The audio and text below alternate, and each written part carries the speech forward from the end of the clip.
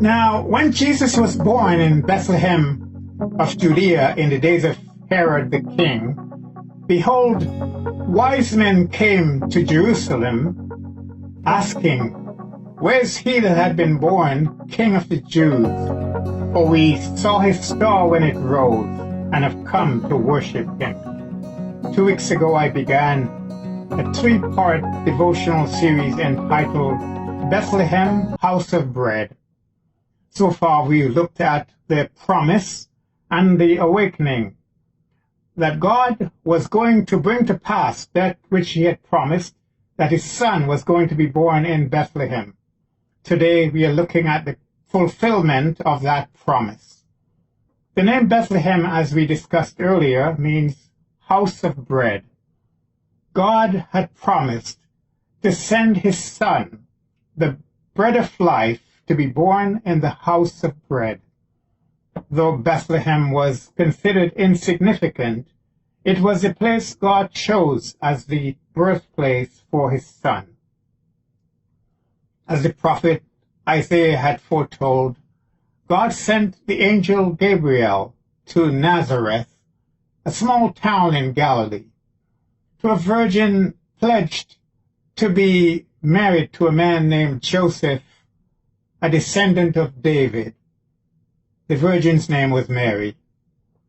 God informed Mary of his plans and that she had been chosen as the one through whom the Messiah would be born. God, who always keeps his word, fulfilled his promise, and Jesus was born to Mary and Joseph in Bethlehem. The choice of this place and the nature of Jesus' birth give us an understanding of the kind of life and ministry that he would live. He was the king of the universe, but he did not come wearing a crown of gold or dressed in royal robes.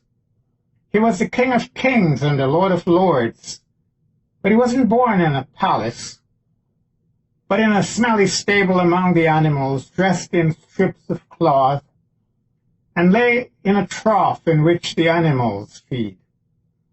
He did not come with edicts that compelled people to follow him. Instead, with the soft and gentle touch of a baby's hand, he gently knocks at our hearts, seeking access. And through his loving sacrifice on the cross, he has transformed the lives of many by extending his grace to all of us.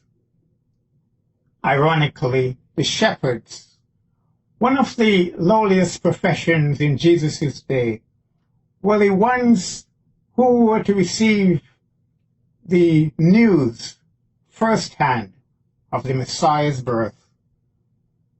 Then came the wise men from the east, Gentile magi's, who had seen his star and had followed it to Bethlehem in order to worship him.